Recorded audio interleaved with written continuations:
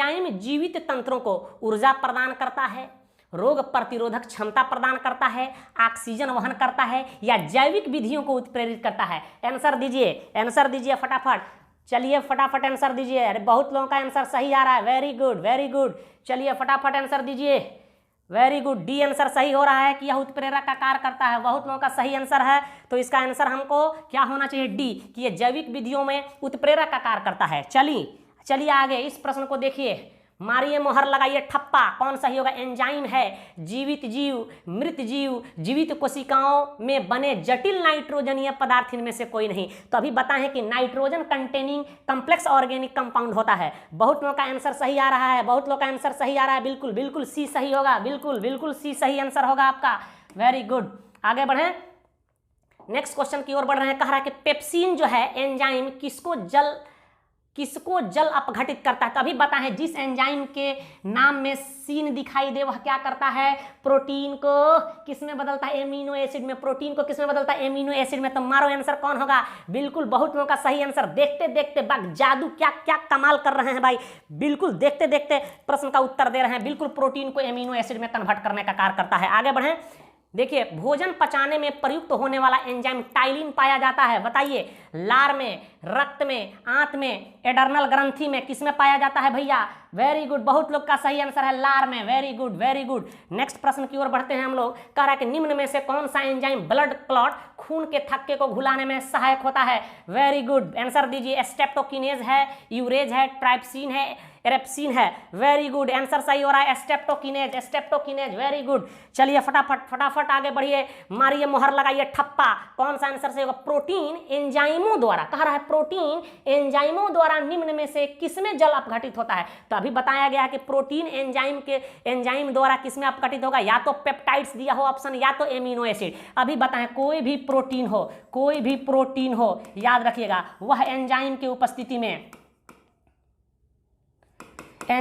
उपस्थिति में किसमें टूटते हैं भैया? अल्फा अमाइनो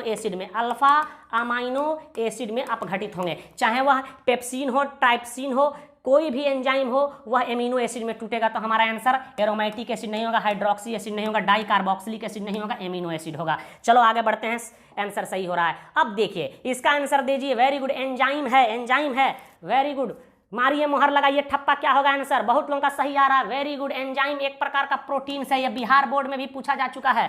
बहुत लोग का आंसर सही आ रहा है। वेरी गुड, आगे की ओर बढ़ते हैं।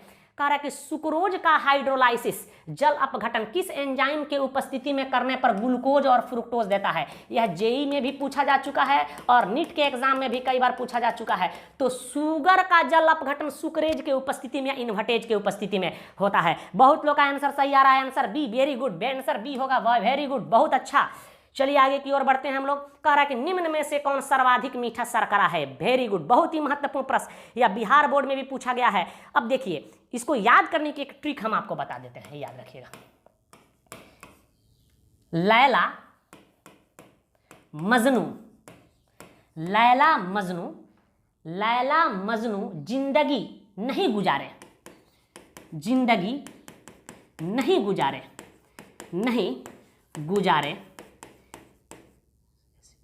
सुक्रोज तथा फ्रुक्टोज, FRUCTOS, फ्रुक्टोज के तरह। याद रखना, ये कहानी याद रखना है। लैला का मतलब लैक्टोज, यह सबसे कम मीठा है कार्बोहाइड्रेट, यह दूध में पाया जाता है। मजनू मल्टोज, याद रखिए यह इससे अधिक मीठा होता है। जिंदगी, यहाँ गलैक्टोज इससे अधिक मीठा होता है।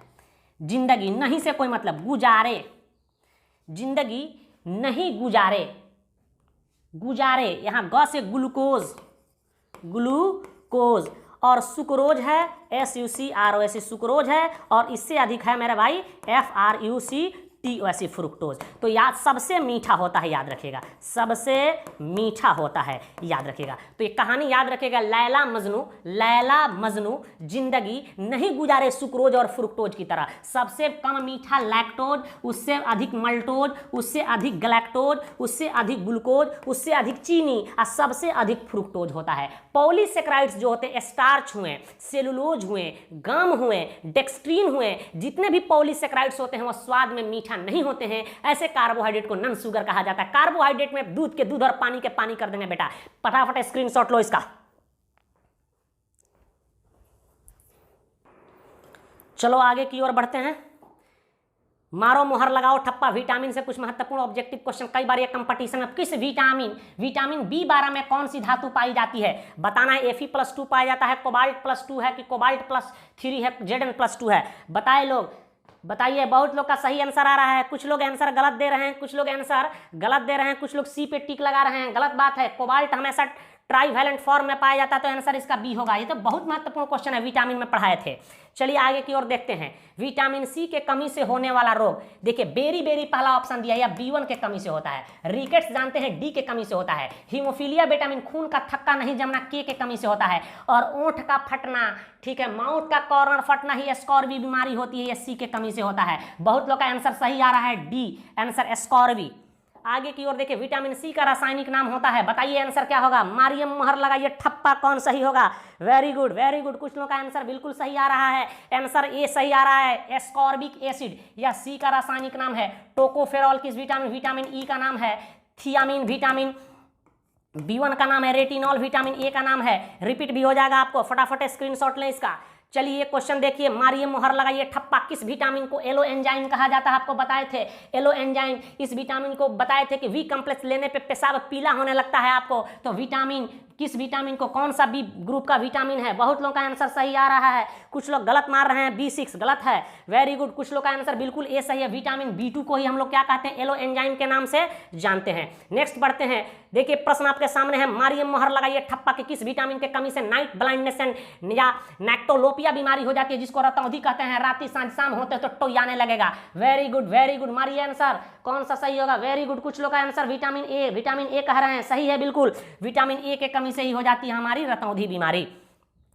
चलिए क्वेश्चन देखिए, किस विटामिन को एंटी इन्फेक्शन विटामिन कहते हैं, जवाब दीजिए इसका। मारिए मोहर लगाइए ठप्पा सही आंसर पे। वेरी गुड, बहुत लोग का आंसर, सबका आंसर सही है बिल्कुल। विटामिन ए को हम लोग एंटी इन्फेक्शन विटामिन, प्रतिरक्षी विटामिन कहते हैं। बताए थे कि यह अझुरा जाता है किसी से, जब शरीर में मेरे भाई कोई वायरस बैक्टीरिया घुसता है उससे अझुराता है ही, ठीक है। यहाँ ध्यान दो, किस विटामिन के कमी से हीमोफीलिया बीमारी हो जाती है, खून का थक्का नहीं जमना।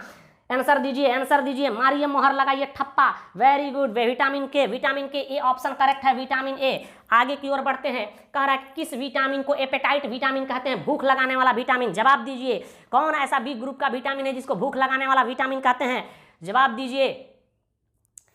किस विटामिन को कहते हैं, जवाब दीजिए आप। बहुत लोग का आंसर गलत आ रहा है, बहुत लोग का आंसर गलत आ रहा है बाबू, बहुत लोग का आंसर गलत आ रहा है, सही जवाब दीजिए। भूख लगाने वाला विटामिन किसको कहते हैं, थियामिन को। वेरी गुड, कुछ लोग का सही आ रहा है, विटामिन B1 को ही हम लोग क्या कहते हैं, थियामिन को, एपेटाइट विटामिन। नेक्स्ट प्रश्न की ओर बढ़ते हैं, किस विटामिन को में प्लेगरा प्रिवेंटिंग फैक्टर पाई जाती है, और आपको बताए थे कि कुत्ता का जबान काला हो जाता है। जवाब दीजिए, B3 दिया है, B6 दिया है, B12 दिया है, B9 दिया है। मारिए मोहर लगाइए ठप्पा। वेरी गुड, B3, बहुत लोग का आंसर सही आ रहा है, B3 पर टिक लगाइए। नेक्स्ट क्वेश्चन हम लोग देखते हैं, निम्न में से कौन सा विटामिन न तो जल में घुलनशील और नहीं वसा में, तो विटामिन B7 दिया है, B9 दिया है, B12 दिया है, B6। B7 को ही विटामिन H कहते हैं, बायोटीन। B9 को हम लोग कहते हैं फॉलिक एसिड। तो आपको पता है कि विटामिन H पानी में नहीं घुलता है, ना वसा में घुलता है, तो बहुत लोग का आंसर ए सही हो रहा है। Very good. अंतिम प्रश्न हम लोग देखेंगे, कह रहा है कि विटामिन डी के लिए कौन सा कथन सत्य नहीं, जवाब दीजिए। मारिए मोहर लगाइए ठप्पा, कौन सा सही होगा। इसका रासायनिक नाम कैल्सिफेरॉल होता है, बिल्कुल सही है, ठीक है।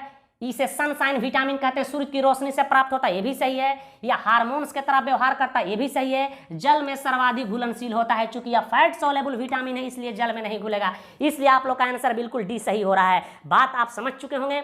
नेक्स्ट वीडियो लेक्चर में हम लोग प्रोटीन पोर्शन, बायोमोलिक्यूल्स के अंतर्गत प्रोटीन पोर्शन को शुरू करेंगे। धन्यवाद, जय हिंद।